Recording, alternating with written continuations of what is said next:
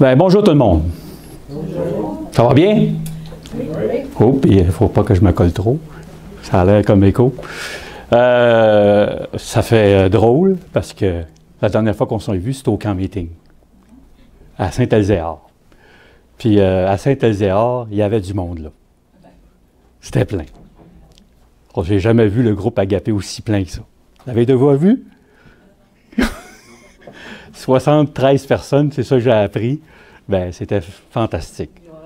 Puis on voit que Dieu, quand c'est les plans de Dieu, c'est formidable. Si on ne peut pas, devant le monde, ailleurs, ils vont entendre parler de vous, puis ils vont dire, il se passe de quoi ici? Puis ça va peut-être bien bouleverser la province de Québec. Il faut y croire. Croyez-y, parce qu'il va se passer de quoi. Le message que j'ai pour vous ce matin, c'est, vous savez, je suis en train de me faire un jardin. Puis, en faisant mon jardin, j'ai eu un animal qui est venu chez nous, manger mes plants, toutes, ravager mes carottes, puis mes petits pois, puis même un petit peu de concombre qui m'a enlevé, qui a mangé. Même les fraises, même mes mûres que j'ai fait pousser. Puis là, je demandais au Seigneur, qu'est-ce qu'il faut faire pour qu'on puisse arrêter ça? Parce que j'ai travaillé fort avec Mariette sur le jardin pour qu'il porte beaucoup de fruits. Puis, quand tu vois ça, c'est décevant de voir qu'il y a un animal qui mange tes affaires. Ça te fait de quoi au cœur? Puis là, tu te dis, bon, qu'est-ce qu'on va faire? Là, on a regardé des livres, moi et Mariette, puis on a regardé, puis là, elle m'a partagé, puis elle m'a dit, il faudrait mettre des assiettes d'aluminium, puis on va nous attacher partout, là, sur le plan, partout autour de notre jardin. Puis quand que ça va, avec du bois, puis quand ça va arriver dessus, ça va faire comme une cymbale, tu sais. Puis là, il y avait du vent, c'était correct. Puis de mettre aussi des affaires rouges. On a mis des affaires rouges, des plats pour te le quitter pour éloigner la bébite. Mais ça ne marche pas. Ça marche pas! L'animal revenait et il mangeait encore plus quand c'est rasé. Là, vous avez dit rasé, il mange tout.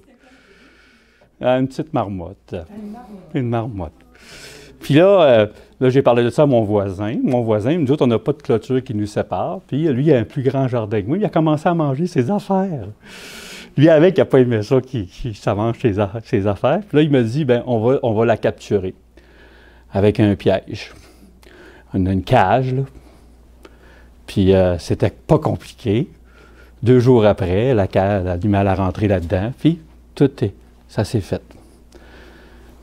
3 semaines plus tard, il y a un autre bébite qui est arrivé encore. Un autre marmotte. Le compagnon. Puis il a fait les ravages. Mais, on l'a une journée. Mon voisin m'a dit, je vais te passer ma cage, puis tu vas le mettre sur ton terrain, où que ça passe. Puis tu vas voir, tu vas la pogner tout de suite. La veille, le soir même, je l'ai pognée dans la cage. Je ne vous dirai pas qu'est-ce que j'ai fait avec les animaux. Ça, c'est si vous voulez avoir des réponses, vous viendrez me voir personnellement. Parce qu'il y a des enfants ici, peut-être qui n'aimeront pas ça. En tout cas.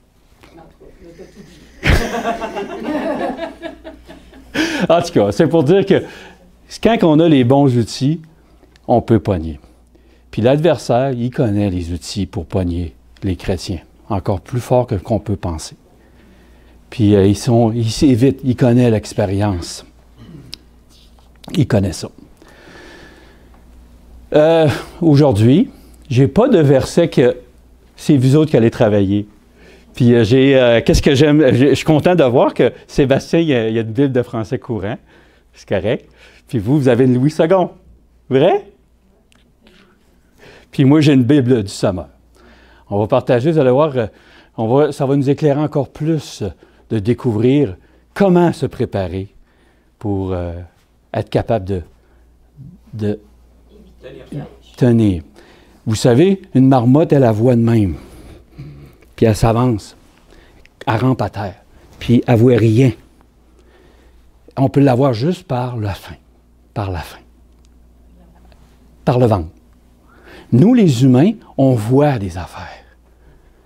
On voit, oui, il peut nous avoir par la faim, mais il peut nous avoir aussi par nos sens, nos pensées, nos affaires qu'on aime.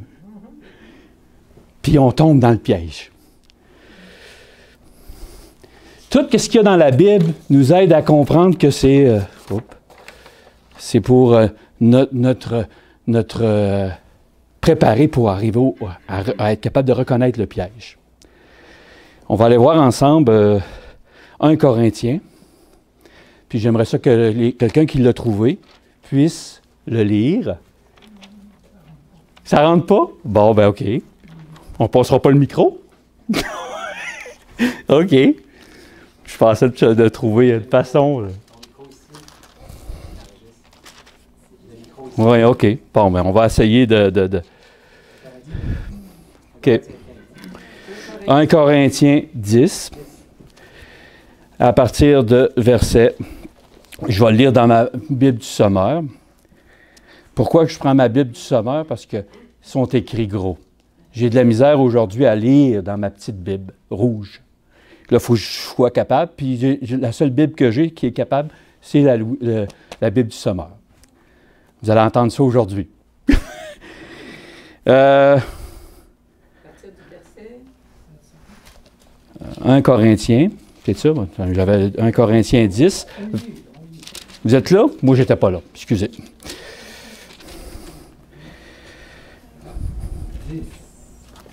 Ouais, verset 11. Tous ces événements leur sont arrivés pour nous servir d'exemple. Ils ont été mis par écrit pour que nous en tirions instruction, nous qui sommes parvenus au temps de la fin. C'est pourquoi, si quelqu'un se croit debout, qu'il prenne garde de ne pas tomber. Les tentations qui vous ont assaillis sont communes à tous les hommes. D'ailleurs, Dieu est fidèle et il ne permettra pas que vous soyez tentés au-delà de vos forces. Au moment de la tentation, il préparera le moyen d'en sortir pour que vous puissiez y résister. Amen. L'histoire que je vais vous raconter, c'est l'histoire de la conquête de Gabaon. Gabaon, c'est un peuple qui était au milieu d'Israël, qui était supposé d'avoir cette terre promise-là, prendre en possession. Puis dans l'histoire de Gabaon, tout le monde s'y connaît l'histoire de Gabaon. C'est un peuple qui est arrivé pour s'approcher d'Israël, le peuple dit, en faisant de la ruse, qui se sont approchés. On peut aller voir ça dans la Bible.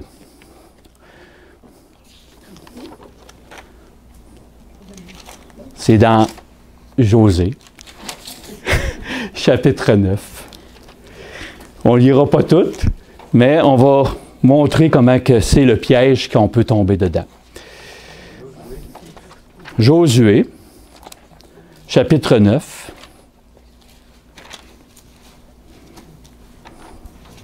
L'avez-vous trouvé? Chapitre 9, c'est jusqu'au verset 27. Mais nous, on va s'attarder surtout des premiers versets.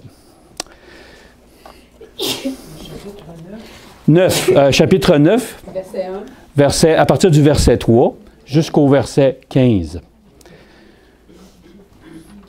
Mais avant de tomber dans cette histoire-là, j'aimerais vous lire des versets de la Bible.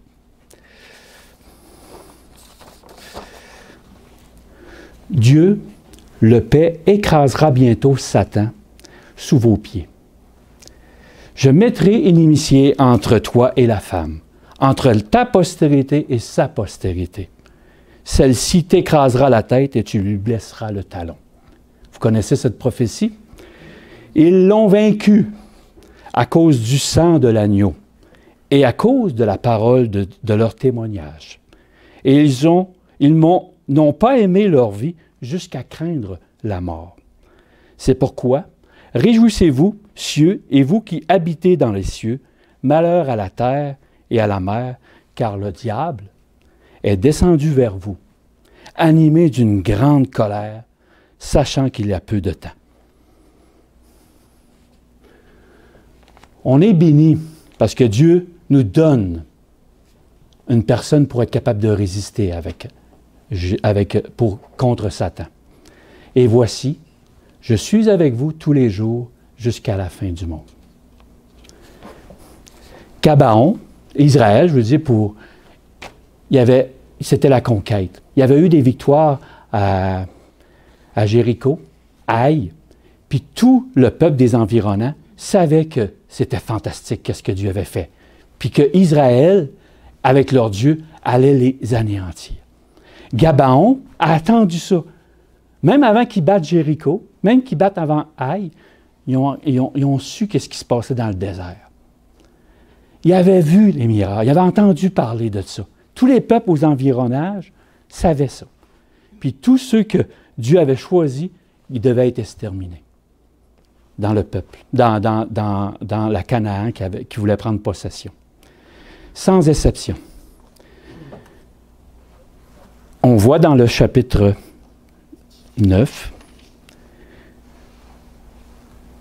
je vais vous lire dans ma Bible, sommaire. Par contre, les habitants de Gabaon, en apprenant comment Josué avait traité Jéricho et Haï, décidèrent de recouvrir à la ruse. Ils partirent déguisés et chargèrent leur âme de sacs usés, d'outres de vin usés, troués et rapiécés. Ils chassèrent les vieilles et ils se chaussèrent de vieilles sandales, raccommodées, et endossèrent des vêtements en lambeaux. Ils prirent en guise de provisions du pain dur, tout moisi. Il se rendit ainsi au camp de Gilgal et vint trouver Josué, auquel ils dirent en présence des hommes d'Israël, « Nous arrivons d'un pays lointain pour vous prier de conclure une alliance avec nous. » Les Israélites répondirent à ces Éviens, « Qui sait si vous n'êtes pas des habitants du voisinage? Dans ce cas, nous ne pouvons pas conclure une alliance avec vous. »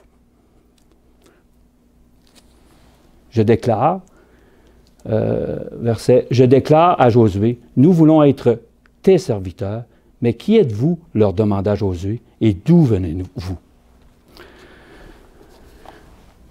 C'est une histoire pour montrer, c'est qui ça? Là, on parle des habitants, mais c'est qui les pousse à agir comme ça, à prendre possession, à se mêler avec Israël? Souvent, on pense que c'est les humains, mais il y a quelqu'un qui est derrière tout ça.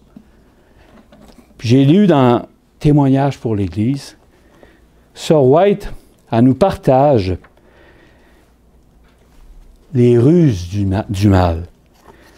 Puis j'aimerais que vous lire ça. C'est dans Les ruses de Satan, chapitre 41, page 245.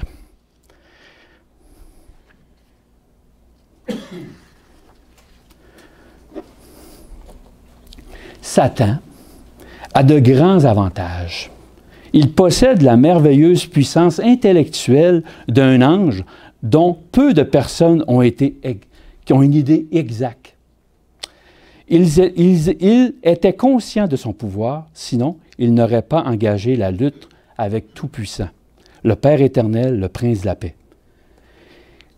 Satan est constamment en éveil et lorsqu'il voit un homme qui s'oppose avec force à la vérité de Dieu, il lui fait des révélations concernant l'avenir. Afin de pouvoir s'assurer davantage la possession de son cœur, lui qui n'a pas hésité à entrer en conflit avec celui qui soutient la création tout entière, met toute sa malice à persécution et à tromper. Il retient les hommes dans des filets depuis près de 6000 ans. Il n'a rien perdu de son habileté ni de sa sagacité. Pendant toute cette période, il a observé de très près tout ce qui concerne la race humaine. Satan est un maître ouvrier. Il sait se servir de sa sagesse infernale. À ceux qui rejettent le conseil de Dieu, il est prêt à donner des instructions qui contribueront à leur ruine.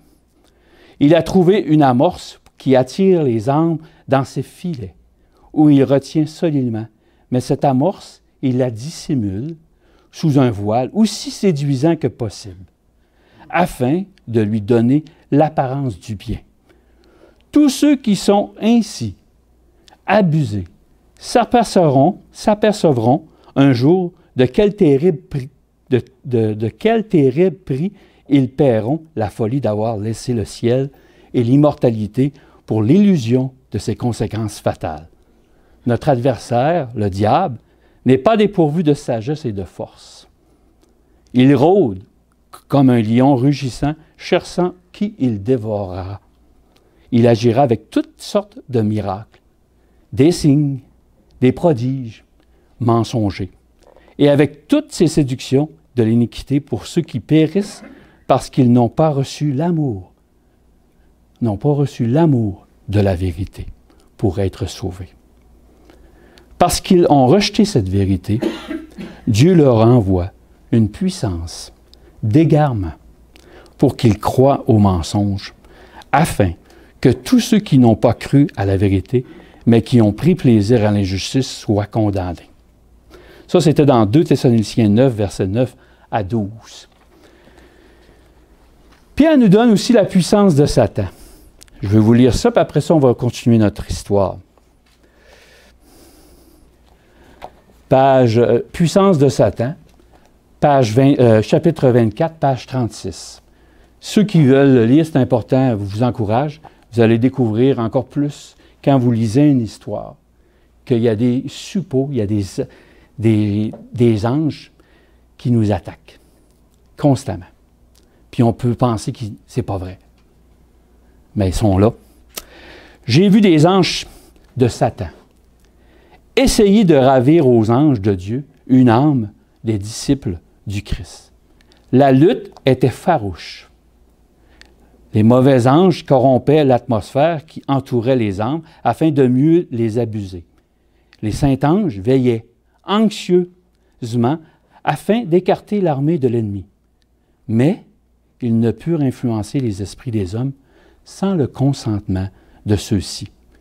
Si nous cédons à l'ennemi, si nous ne faisons aucun effort pour lui résister, les anges de Dieu peuvent seulement tenir en échec l'armée de Satan, afin que nous ne soyons pas détruits, jusqu'à ce que, recevant plus de lumière, nous nous rendions compte du danger et demandions au secours du ciel. Jésus n'ordonnera pas aux saints anges de dégager ceux qui ne participent pas à la lutte. Lorsque Satan s'aperçoit qu'il risque de perdre une âme, il fait tout son possible pour qu'elle ne lui échappe pas.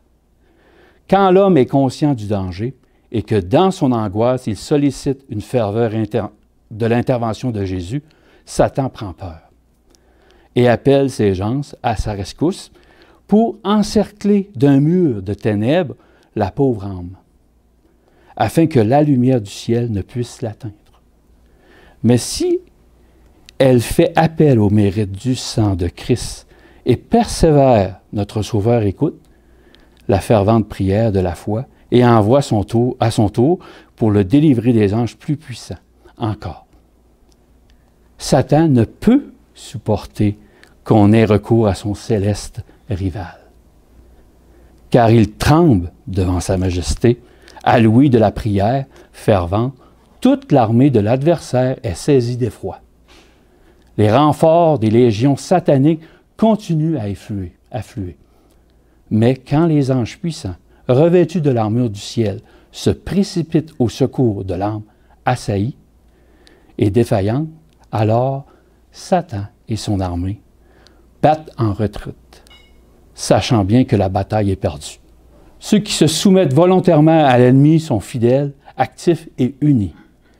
Malgré la haine qu'ils éprouvent l'un pour l'autre, ils saisissent cependant toutes les occasions favorables à leur intérêt commun. Mais le grand chef du ciel, de la terre, a mis une limite à Satan. Je ne vais pas vous faire peur aujourd'hui. C'est juste pour vous montrer qu'est-ce qu'est la réalité de notre vie aujourd'hui. Pauvre marmotte, pauvre humain. Si on tombe, puis nous autres, on voit comment le piège est amorcé. Qu'est-ce qu'il nous donne? On le voit dans le verset, on va aller un petit peu plus loin. Le verset toujours dans Josué. Josué, on va lire à partir du verset 9. Ils lui répondirent, tes serviteurs viennent d'un pays très éloigné, à cause du renom de l'Éternel, ton Dieu. Nous avons entendu parler de lui et de tout ce qu'il a fait en Égypte, et comment il a traité les 2 rois des Amoréens qui régnaient de l'autre côté du Jourdain, Sion, roi de Échor, et Og, roi de Bassan, qui résistait à Achatroth. Alors, nos responsables et tous les habitants de notre pays nous ont dit, emportez des provisions pour le voyage, allez trouver les Israélites et dis-leur, nous voulons être vos serviteurs. Concluez une alliance avec nous. Regardez notre pain, il était encore tout chaud quand nous l'avions pris pour notre provision dans nos maisons. Quand nous nous sommes mis en route pour venir vous trouver, et le voilà maintenant dur et tout moisi. Regardez nos outres de vin. Elles étaient neuves quand nous les avons remplies. Les voilà maintenant déchirées. Voyez comment nos vêtements et nos sandales se sont usés à cause du long voyage que nous avons fait. Le filet était tressé, toute lignée pour qu'on tombe dans ce piège-là. Pas seulement une personne, les dirigeants, tous ont tombé dans ce piège-là. Même Josué, qui était direct en communion avec le Père. Première affaire, quand on approche, on vous parle de Jésus. On s'approche, puis on dit le piège. On peut vous dire, j'ai entendu dire que tu avais un Dieu qui était bon, comme les autres. Puis, en plus, on va être à votre service. Deuxième piège qui tombe. Puis, on monte la nourriture, la mascarade. Puis, on tombe dans ce piège-là. Toute l'affirmation de toutes ces paroles-là, ils ne pouvaient pas s'en défaire. Tout était là autour. Ils étaient poignés dans le piège. Puis là, juste avant, si vous lisez l'histoire, Dieu avait touché le peuple d'Israël et avait dit, « Vous ne conclurez aucune alliance avec eux et avec leur Dieu. Vous ne leur permettrez pas de demeurer dans notre pays, dans votre pays, afin qu'ils ne vous entraînent pas à commettre des fautes contre moi. En effet, si vous adorez leur Dieu, vous serez pris au piège de l'idolâtrie. » Ça, c'est dans Exode 32, Exode 23, chapitre, versets 32 et 33. Quand vous lisez votre concordance de la Bible rouge, vous allez tout trouver ça. Tout est averti qu'il fallait juste qu'ils demandent à Jésus ou à l'Éternel, « Sauve-nous. » On n'est pas capable. Puis ils ne l'ont pas fait pourtant. Ils ne l'ont pas fait. C'est frappant. On peut être aveuglé. Dans la Bible du Sommeur, c'est écrit « Vous ne contacterez pas d'alliance avec eux, ni avec leur Dieu. Ils ne demeureront pas dans votre pays, afin qu'ils ne vous incitent pas à pécher contre moi, en vous faisant rendre un culte à leur Dieu, car vous serez alors pris au piège. » Avant que ça arrive, s'il aurait été en relation avec le Seigneur, il aurait demandé son aide. Hein? Pourquoi ils ne l'ont pas fait? Parce qu'on peut être ébloui par les belles choses qui nous arrivent autour de nous. Puis, une des choses qui me frappe le plus, que moi, pour que je sois berné, souvent je demande au Seigneur, « Seigneur, aide-moi dans telle affaire. » Puis là, j'avance. Puis là, j'ai dit, si le Seigneur m'enlève de ce coin-là, c'est parce que c'est sa volonté. J'attends même pas la réponse de Dieu. J'ai demandé, « Seigneur, préserve-moi de tout mal. » Puis là, je fais des choses que j'aurais dû pas faire, que je fais des alliances avec des gens que j'aurais dû pas faire, puis je tombe dans ce piège-là. Puis là, la servante du Seigneur, elle me dit quoi? C'est ça qui me frappe. Puis le piège, on n'est pas à l'abri de ce piège-là. Je vais prendre dans la Bible, elle nous dit ça, la présomption. Penser que Dieu est avec nous, puis il ne l'est pas. Ça, c'est le résumé des 3 filets qu'il a mis, là. Penser que Dieu est avec nous, mais il ne l'est pas avec nous. Il nous dit ici ça c'est dans Présomption, le chapitre 78, page 470. Il nous donne juste un petit chapitre à lire. Il dit, avant de le lire, quand on est bon, on va essayer de comparer ça aux joueurs de baseball qui vont au bat pour claquer la balle. Les gens qui ont une moyenne de 350, 400, c'est des bons joueurs. Hein? Il n'y en a pas beaucoup qui font 350 de moyenne. La présomption est une tentation courante. Lorsqu'il l'emploie, Satan remporte la victoire 9 fois sur 10. 9 fois sur 10. Ceux qui professent être disciples du Christ et qui proclament, en affirmant leur foi, qu'ils ne se sont enrôlés dans la bataille contre le mal, cèdent fréquemment, sans réfléchir, à des tentations auxquelles ils ne peuvent échapper sans miracle. Par la méditation et la prière, ils éviteraient de se placer dans une position dangereuse qui permet à Satan de prendre l'avantage sur eux. Nous ne pouvons pas témérairement nous réclamer des promesses de Dieu alors que nous affrontons hardiment le danger, violant les lois de la nature et méprisant la prudence et la raison que Dieu met à notre disposition. Il s'agit là de la présomption la plus flagrante. Seigneur, pardonne-moi, pardonne-nous. Même Israël, pardonne-leur. On est dans Israël. Souvent, on parle à l'Église, les chefs, tout ça. Mais vous savez, dans les chefs, ils ont tous tombé. Le peuple a murmuré dans Josué, mais ils ont suivi pareil. Ils ont suivi. Toute la gang. Le Seigneur nous dit dans Proverbes 3, versets 5 et 7, il nous a dit, « Confie-toi en l'Éternel de tout ton cœur et ne t'appuie pas sur ta sagesse. Reconnais-le dans toutes tes voies et il aplanira tes sentiers. Ne sois pas sage à tes propres yeux, crains l'Éternel et détourne-toi du mal. » Que de haut et de bas dans notre vie. Des hauts, ça va bien, le Seigneur bénit. Des bas, on voit ça dans nos vies. On voit ça, puis même, on pense qu'à cause qu'il y a eu une grande victoire au camp meeting, que ça va nous préserver du mal. Non. Encore plus, il faut être ferme. Encore plus, il faut demander au secours du Seigneur. Puis il faut méditer, pas juste prier, méditer. Méditer, qu'est-ce que Jésus ferait, lui, pour qu'on soit vainqueur, inébranlable. Le peuple attendait, il pensait d'être victorieux. Mais vous savez, la semence qu'ils ont faite à ce moment-là, à Gabaon, ils ont pris cette chose-là, ils ont gardé ça juste même aujourd'hui. Cette défaite-là qu'ils ont eue, là, ils n'ont pas perdu, Jésus ne les a pas critiqués, le kit, mais ils ont traîné ça comme un boulet toute leur vie. C'est quelque chose. Quand tu penses à ça, Seigneur, secours-moi.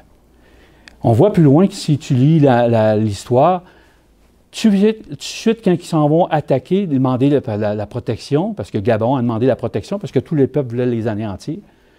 Mais à la minute, avant de partir, ils ont demandé le conseil du Seigneur. Puis là, juste avant, ils ne demandent pas.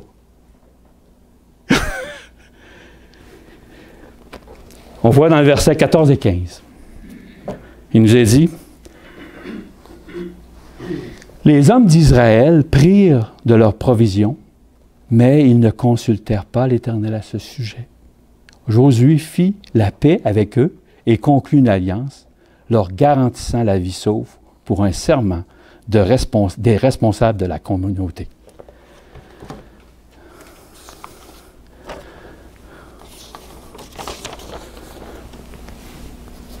Je vais lire dans Français courant, Proverbe 3, versets 5 et 7. Ne te fie pas à ta propre intelligence, mais place toute ta confiance dans le Seigneur. Appuie-toi sur lui dans tout ce que tu entreprends. Et il te montrera comment tu dois agir. Amen. Ne te fie pas à ton propre jugement, mais soumets-toi au Seigneur et détourne-toi du mal. Puis quand que je m'arrête là-dessus, de notre propre jugement. Tu sais, le jugement de... Ça fait 20 ans que tu es dans l'Église ou 30 ans, ton propre jugement.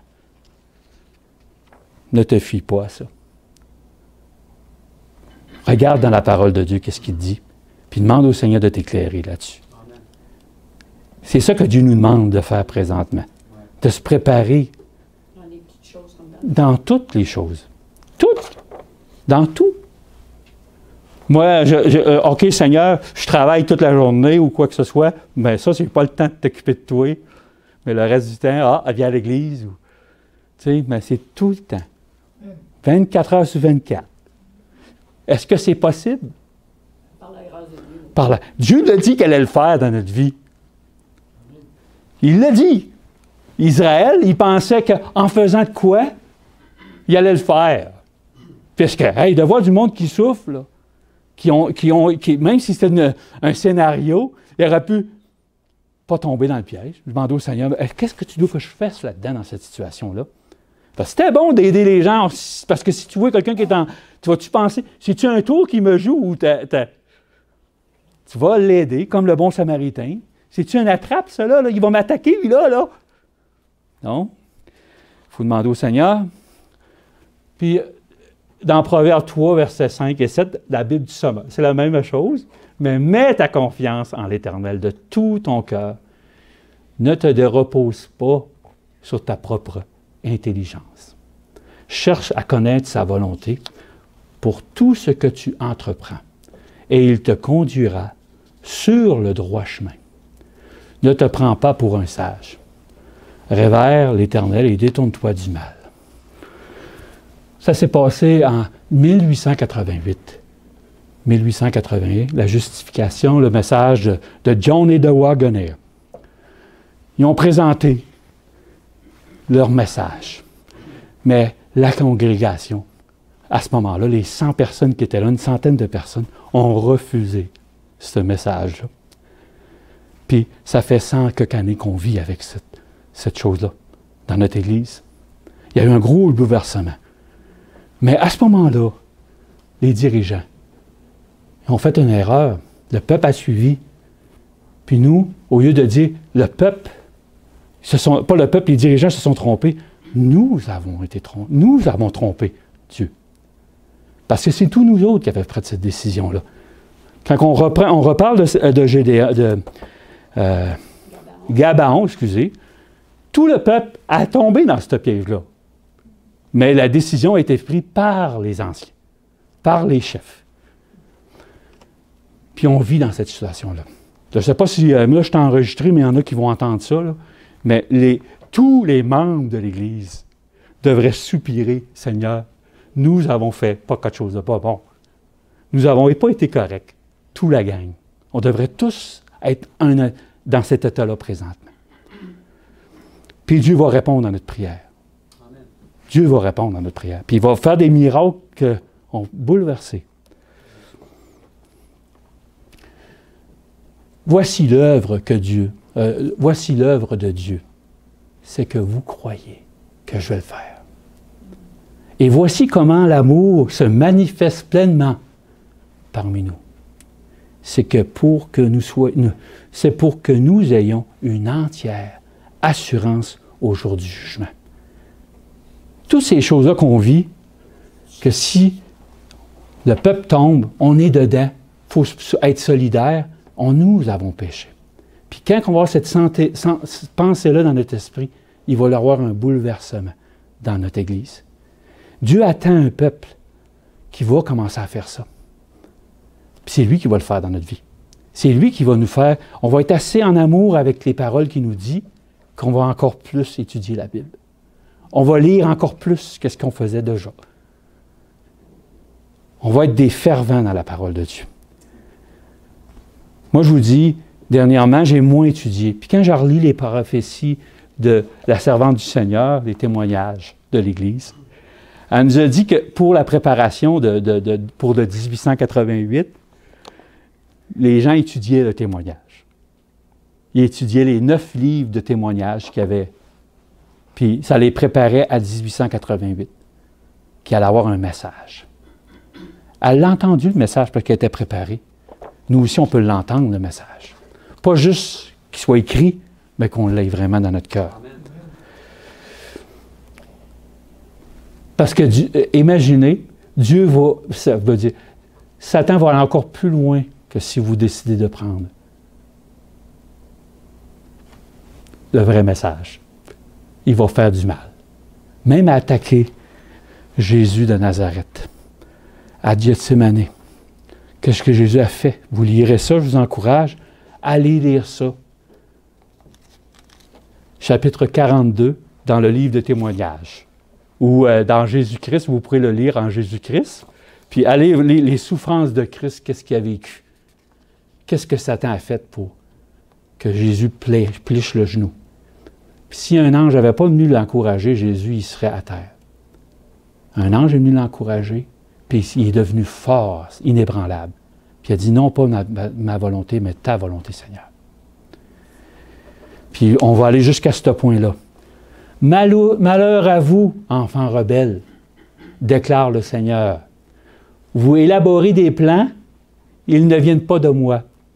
Vous concluez des alliances, je ne vous ai jamais inspiré. Vous accumulez ainsi des fautes après l'autre. Dans Ésaïe 30, verset 1. Ça, c'est dans le français courant. Je vais vous lire dans la Bible du Sommeur. Malheur aux fils rebelles, déclare l'Éternel, qui forment des projets où je n'ai pas de part, qui concluent des traités contre ma volonté, pour ajouter ainsi un péché sur un péché.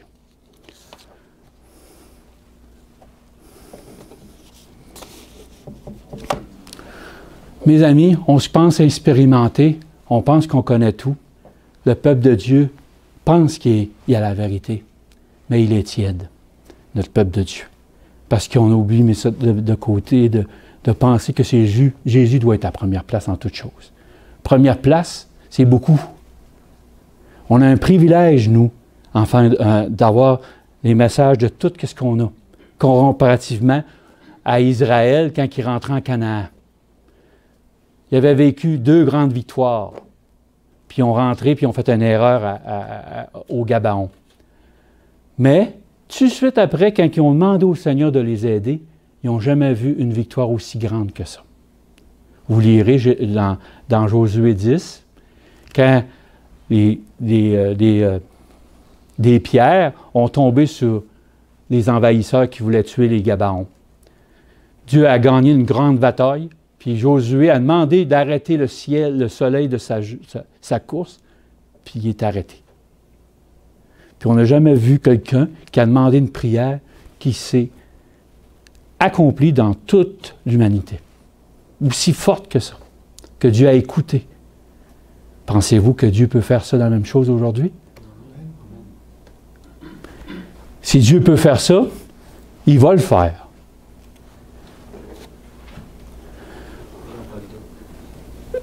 Est-ce qu'on a le doute?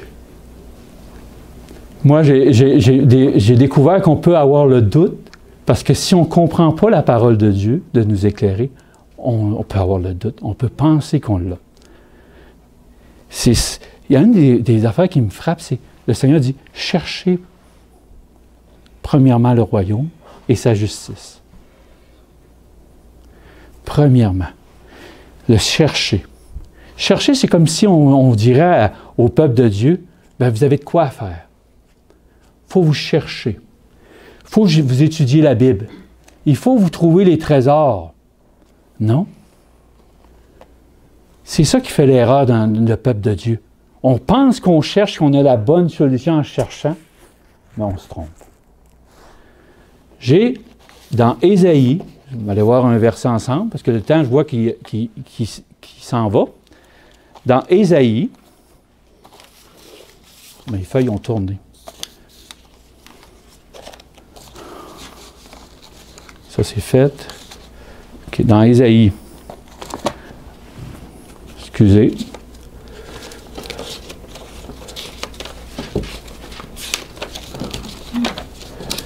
Ésaïe 55, versets 6 et 7.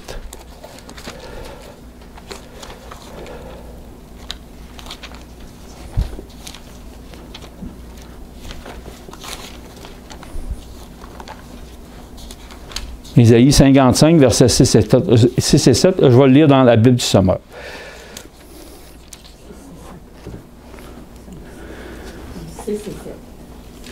6 et 7.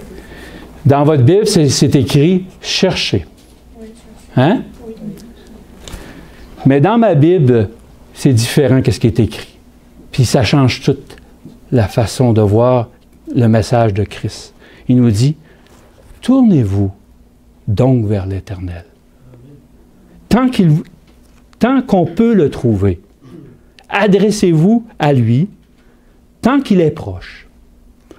Que la coupable abandonne sa voie et l'homme malfaisant ses mauvaises pensées, et qu'il revienne à l'Éternel, qui aura compassion de lui, à notre Dieu, qui lui accordera un pardon généreux. Puis là, le verset 8, il nous dit « Car vos pensées ne sont pas mes pensées, et vos voies ne sont pas les voies, déclare l'Éternel. » Mais si vous cherchez, vous pouvez avoir une mauvaise compréhension du Seigneur. On peut avoir une mauvaise, puis penser qu'on est dans la bonne direction parce qu'on fait beaucoup de sacrifices. Mais Dieu nous demande, tournez sa face vers lui. Tournez-vous vers la croix. Tournez-vous vers le sacrifice qu'il a fait. Puis vous allez voir ce qui va se passer dans votre vie. Vous allez être émerveillés par l'amour de Christ qu'il y a pour vous. On n'est pas assez émerveilleux parce qu'on ne se tourne pas. On cherche, on cherche, on cherche, on cherche. Même les dirigeants cherchent, puis ils oublient de se tourner vers la face de Christ. Hein? Je vous encourage à lire dans Une conscience troublée, pages 225 et 226, puis Une consécration totale. Le monde et son prince Satan ont réussi à ouvrir une brèche au milieu du peuple de Dieu. La place qui est désormais la leur semble de peu d'importance. Mais désormais, un levain va travailler en secret dans le cœur du sein du peuple de Dieu. Faute de se ressaisir par paresse, par lâcheté spirituelle, des brèches vont s'accumuler de plus en plus. Sinon, si on ne le fait pas, on va s'écrouler. Toutes les églises, depuis, ils ont toutes tombé, sans exception. On n'est pas à l'abri de ça. On peut toutes disparaître. Mais Dieu cherche un peuple qui est prêt à se tourner vers lui pour qu'il puisse bénir le peuple. Il nous cherche de tout son cœur. C'est lui qui fait c'est lui qui fait la recherche, puis c'est lui qui nous tend la main. C'est lui qui vient à nous. Il ne veut pas qu'on essaye des affaires, parce que plus qu'on va essayer, plus qu'on va échouer. Je vais lire, excusez, il faut que je vous lise avant la page, je vais vous donner ça dans la page « La consécration totale ». Il reste 5 minutes. J'espère que vous n'êtes pas trop ennuyé. Le peuple de Dieu est un peuple particulier. Son esprit ne peut être mêlé à l'esprit et à l'influence du monde. Vous ne voudriez pas porter le nom de chrétien et cependant en être indigne. Vous ne désirez pas aller à la rencontre de Jésus avec une profession de foi qui ne soit pas une réalité. Vous ne voudriez pas risquer d'encourir une déception sur un sujet d'une telle importance. Examinez sérieusement le fondement de votre espérance. Agissez honnêtement avec votre âme. Une espérance supposée ne vous sauvera jamais. Avez-vous calculé la dépense? Je crains que non. Qui choisirez-vous? dit le Christ. Moi ou le monde? Dieu nous appelle à lui abandonner sans condition notre cœur et nos affections. Si vous aimez vos ennemis, vos frères, vos sœurs, votre père et votre mère, vos maisons ou vos champs, plus que moi, dit le Christ, vous n'êtes pas digne de moi. La religion place l'âme dans la nécessité d'obéir à ses exigences et de marcher selon ses principes. Comme la mystérieuse aiguille magnétique se tourne vers le nord, ainsi les exigences de la religion sont dirigées vers la gloire de Dieu. Vous êtes liés par les vœux de votre baptême, à honorer votre Créateur et à vous renier absolument vous-même, à crucifier la chair avec ses passions et ses désirs, et à amener toute pensée captive à la volonté du Christ. Ça, c'était dans consécration totale. Ne prenons pas une décision par nous-mêmes, sans le secours de la parole de Dieu et de Jésus. Nous sommes incapables de démasquer les ruses multiples de Satan. Elles sont plus dangereuses encore lorsque ces agents se revêtent d'un habit spirituel ou un habit religieux. C'est seulement en marchant par l'Esprit que nous n'accomplirons pas les convoitises de la chair. Dieu seul peut nous enseigner à discerner le bien et le mal. Dernier verset, dans Jacques. Jacques, juste avant Pierre.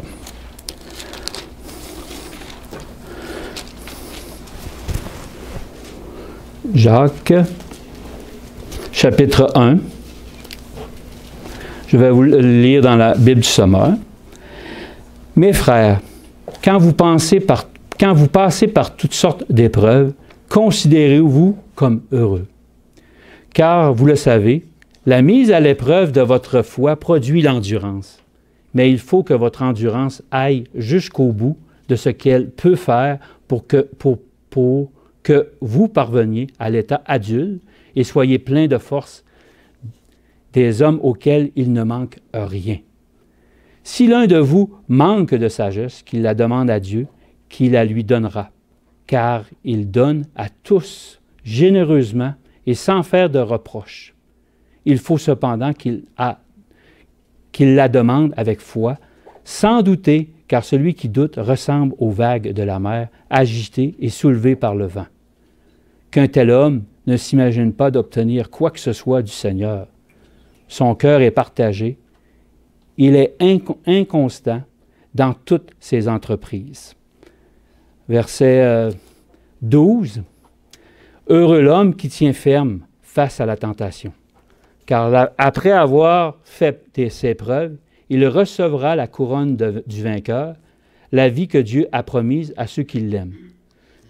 Que personne devant la tentation ne dise « c'est Dieu qui me tente », car Dieu ne peut pas être tenté par le mal, et il ne tente lui-même personne. Lorsque nous sommes tentés, ce sont les mauvais désirs que nous portons en nous qui nous attirent et nous séduisent. Puis le mauvais désir conçoit et donne naissance au péché. Et le péché, une fois parvenu à son plein développement, engendre la mort. Ne vous laissez donc pas égarer par ce point, mes chers frères.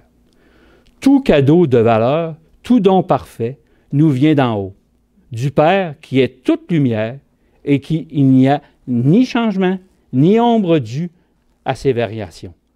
Par un acte de sa libre volonté, il nous a engendrés par la parole de vérité, pour que nous soyons comme les premiers fruits de sa nouvelle création.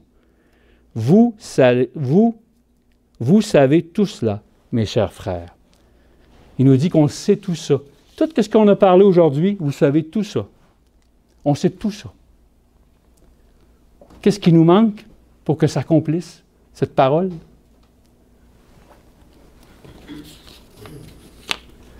L'homme n'est pas capable de se conduire comme il faut. Il n'a pas de moyen de diriger ses pas dans la bonne direction. Seigneur, corrige-nous, mais avec une mesure, non pas la mesure que moi je donne, mais la tienne, parce que sinon je serais réduit en cendres. Mais que celui qui veut se glorifier, se glorifie, d'avoir de l'intelligence et de me connaître, de savoir que je suis l'Éternel qui exerce la bonté, le droit et la justice sur la terre. Car c'est à cela que je prends plaisir, dit l'Éternel. La vraie bonne nouvelle est bien meilleure qu'on peut la penser.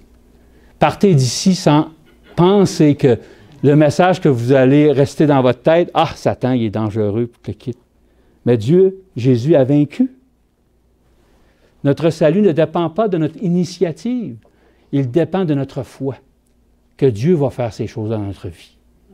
Il ne dépend pas de nous de devoir accrocher la main du Seigneur pour rester fidèle, demeurer avec Christ. Non.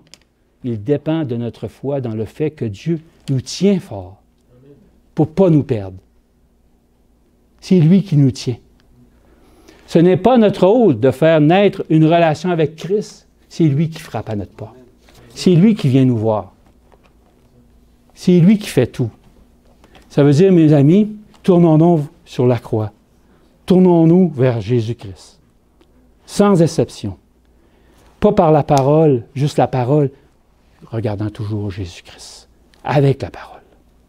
Vous allez voir, il va vous conduire dans des chemins que vous ne pouvez même pas penser. Notre rôle est d'y croire de tout notre cœur, de le chérir, ce Christ qui a fait pour nous, de s'attacher, de le rechercher. Non, de se tourner notre face vers lui de plus en plus. Notre salut dépend du fait que nous croyons qu'il nous aime tant qu'il maintiendra notre relation. C'est lui qui nous tient. À moins que nous repoussons. À moins que nous décidons de faire nous-mêmes. Comment cessons de résister à Dieu, laissons-lui nous emmener, puis commençons à résister à Satan. Puis résister à Satan, c'est juste demande Jésus. Tourne-toi vers lui, puis vous allez avoir la victoire. Tournons-nous vers Jésus, puis vous allez avoir la victoire dans Ésaïe 55, versets 6 et 7. Que Dieu vous bénisse abondamment. Parce que l'œuvre qui a commencé en vous, il va la terminer. Il faut la croire. Puis, faites le bilan de votre vie. C'est important. Puis, demandez au Seigneur de vous éclairer en toutes choses. Parce qu'il attend un peuple. Sans ça, on va passer à côté. Ça fait 100 ans qu'on attend le retour de Jésus. Il était supposé être arrivé en 1888. C'est possible? Merci Seigneur de l'avoir retardé, parce que je n'aurais pas été là. Ben ça, c'est égoïste. C'est égoïste. Dieu attend un peuple qui va croire au message de 1888. Vraiment sincère. Que Dieu vous bénisse, vous garde. Amen. Amen. Portez pas juste le nom.